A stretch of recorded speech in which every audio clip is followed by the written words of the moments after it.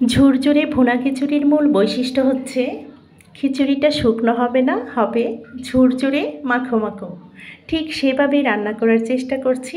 আসসালামু আলাইকুম প্রিয় বন্ধুরা, আজ আপনাদের সামনে দুর্দান্ত স্বাদের একটি ভুনা খিচুড়ির রেসিপি নিয়ে হাজির হলাম। এই ভুনা খিচুড়িটা কিভাবে পারফেক্টভাবে সহজেই তৈরি করা যায় সেটাই শেয়ার করতে যাচ্ছি। আমি এখানে গরুর মাংস দিয়ে ভুনা খিচুড়িটা তৈরি করব। আপনারা চাইলে সেমভাবে খাসির মাংস দিয়েও এই ভুনা খিচুড়ি তৈরি করতে পারেন।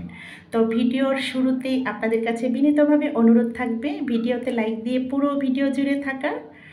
আর নতুন বন্ধুরা চাইলে চ্যানেলটাকে সাবস্ক্রাইব করে আমার পাশে থেকে যেতে পারেন। আর আপনাদের গুরুত্বপূর্ণ মতামত অবশ্যই জানাবেন। তাহলে চলুন দেখি মূল ভিডিওতে।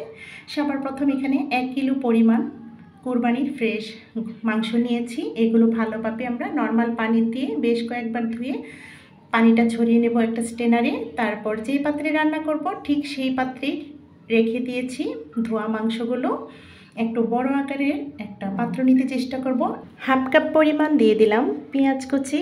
এখানে 1 টেবিল চামচ পরিমাণ করে হলুদ গুঁড়ো, লাল মরিচের গুঁড়ো, ধনিয়া গুঁড়ো, জিরা গুঁড়ো দিয়ে দিচ্ছি। আপনারা ঝালটা কমিয়ে বাড়িয়ে দিতে পারেন। স্বাদ মতো লবণ দিয়ে দিচ্ছি। এরপর এখানে আমি সব কিছু 1 টেবিল চামচ পরিমাণ ব্যবহার করেছি। এখন এখানে আদা রসুনের পেস্ট ব্যবহার করেছি 1.5 টেবিল চামচ পরিমাণ। 2টো তেজপাতা ছিঁড়ে দিয়েছি। এখানে আমার হাতের 1 মুষ্টি পরিমাণ আস্ত গরম মশলা একটু থেতো করে নিয়েছি শিলপাটায়।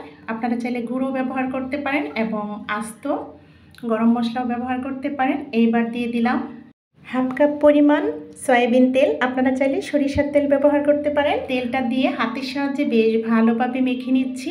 আর পাত্রটা আমি আগেই বলেছি, আবারও বলছি, একটু বড় আকারের পাত্র নিয়েছি, কারণ আমি মাংসটা ট্রান্সফার করব না, সেই জন্য আগে থেকেই বড় আকারের পাত্র নিয়েছি। আর হাতটা ধুয়ে পানিটা দিয়ে দিলাম, ভালোভাবে মাখিয়ে তারপর এটা ঢেকে আমরা মিডিয়াম টু হাই ফ্লেমে জাল করে নিয়েছি 5 মিনিট।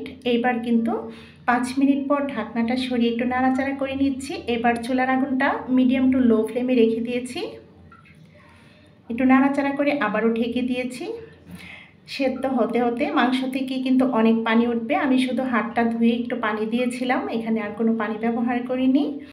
মাংসটা সেদ্ধ হতে হতে এবার চাল ডালগুলো রেডি করে নেব। এখানে 4 কাপ পরিমাণ কালিজিরা চাল নিয়েছি। আর পনে 1 কাপ, মানে 1 কাপের চাইতেও কিছুটা কম হবে ভাজা মুগ ডাল।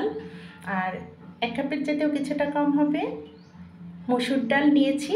নিয়ে চাল ডালগুলো ভালোভাবে ধুয়ে একটা স্টেনারে ঝরিয়ে নিয়েছি। এখানে সঠিক মেজারমেন্ট হচ্ছে আপনার চাল যতটুকু থাকবে তার অর্ধেক থাকবে ডাল। এখন আপনাদের প্রশ্ন থাকতে পারে আমি কেন চাল ডাল সম পরিমাণ নেইনি। তো আমি একটু চালের পরিমাণটা বেশি দিয়েছি। আপনারা চাইলে কিন্তু আমি সঠিক মেজারমেন্ট বলে দিয়েছি সেভাবে করে নিতে পারেন। চাইলে আমার মতো করে একটু চালের পরিমাণটা বেশি দিয়েও করে নিতে পারেন। তো এই পর্যায়ে দেখতে পাচ্ছেন ধুয়ে রাখা চাল ডালগুলো মাংসের মধ্যে দিয়ে ভালোভাবে কষিয়ে নেব। তেল মশলার সঙ্গে গামাখা করে নিচ্ছি। আর মাংসটা কিন্তু প্রপারলি সেদ্ধ হয়ে গেছে। এবার একটা খাটের খুন্তির সাহায্যে খুব ভালোভাবে কষিয়ে নিচ্ছি তেল মশলার সঙ্গে। চুলার আগুনটা মিডিয়াম টু লো ফ্লেমে রেখে 5 মিনিট আমরা ভালোভাবে কষিয়ে নেওয়ার পর এবার ফুটন্ত পানি দিয়ে দিচ্ছি। আমরা পানিটা সেভাবে ব্যবহার করব যতটুকু চাল ডাল থাকবে তার দ্বিগুণ পানি দিতে হবে। এখানে আমি দ্বিগুণ পানি দিয়ে দিয়েছি। আপনাদের যদি 4 কাপ চাল ডাল থাকে তাহলে 8 কাপ পানি দিতে হবে। আশা করি আমি বরাবরের মতো আজও সহজেই টিপস সহকারে বোঝানোর চেষ্টা করছি, আর আপনাদের বোঝার কোনো সমস্যা হওয়ার কথা না আশা করছি। তো এই পর্যায়ে দেখতে পাচ্ছেন এখন দিয়ে দিলাম কাঁচা পাকা কাঁচামরিচ। আমরা আমাদের পছন্দ অনুসারে ঝালটা ব্যবহার করতে পারি। আর চাল ডালের জন্য আবারও কিছুটা লবণ দিয়েছি স্বাদ অনুসারে। আর পাশের চুলায় দেখুন আমি চাপা শুটকির ঝুরা ভর্তা করছি। সেটা দিয়ে আমি ভুনা খিচুড়িটা খেয়েছিলাম, এতটা সুস্বাদু লেগেছিল। আমরা যেভাবে ভুনা খিচুড়ির সঙ্গে আচার খাই ঠিক সেইভাবে আমি ভুনা খিচুড়ির সঙ্গে চাপা শুটকির যে ঝুরাটা খেয়েছিলাম, অসম্ভব রকম ভালো লেগেছিল। সেটা আপনাদের সঙ্গে শেয়ার করলাম। তো আমরা কিন্তু পানিটা দিয়ে চুলার আগুনটা বাড়িয়ে রেখে 5 মিনিট জাল করে নিয়েছি। এবার 5 মিনিট পর ঢাকনাটা সরিয়ে আবারও নাড়াচাড়া করে ঢেকে দিয়েছি। চুলার আগুনটা কিন্তু এই পর্যায়ে মিডিয়াম টু লো ফ্লেমে আছে। যখন কিনা পানিটা দেব চুলার আগুনটা একটু বাড়িয়ে দেব, তারপর 5 মিনিট পর আবারও কমিয়ে দেব। এই পর্যায়ে শেষ পর্যায়ে কিন্তু আমি এখন পেঁয়াজ বেরেস্তা দিয়ে দিচ্ছি, দিয়ে একটু নাড়াচাড়া করে নিচ্ছি। এখানে 90% কিন্তু সেদ্ধ হয়ে গেছে চাল ডালগুলো। এবার একটু কাঠের খুন্তির সাহায্যে নাড়াচাড়া করে আমরা দমে রেখে দেব। চুলার আগুনটা একদম মিডিয়াম টু লো ফ্লেমে রেখে চাইলে কিন্তু একটা নিচে তাওয়া বসিয়ে দিয়ে দিতে পারেন। আমরা দমে রেখে দেব 10 মিনিটের মতো। 5 থেকে 10 মিনিট আমরা দমে বসিয়ে দেব, একটু নাড়াচাড়া করে চাপা দিয়ে রাখবো ঢাকনা দিয়ে। তবেই কিন্তু এই ভুনা খিচুড়িটা শুকনো হবে না, ঝুরঝুরে মাখো মাখো হবে। এই পর্যায়ে চুলার আগুন বন্ধ করে দিয়েছি। আলহামদুলিল্লাহ হয়ে গেল ঝুরঝুরে গরুর মাংসের মাখো মাখো ভুনা খিচুড়ি। এবার আমি একটা বড় সার্ভিং ডিশে সার্ভ করে দেখিয়ে দিচ্ছি। দেখুন, দেখতে না যতটুকু লোভনীয় ছিল, খেতে তো অত্যন্ত স্বাদের হয়েছিল।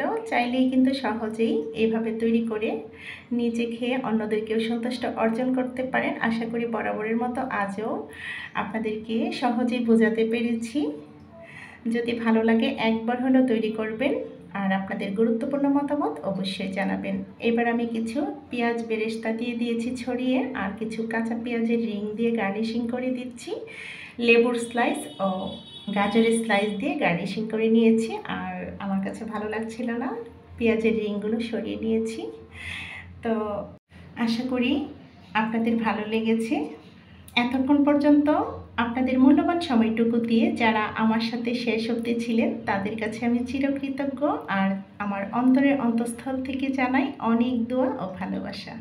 তো পরবর্তী ভিডিও দেখার আমন্ত্রণ রেখে আজকের মতো ভিডিওটা এখানেই শেষ করব। সবার সুস্বাস্থ্য কামনা করছি।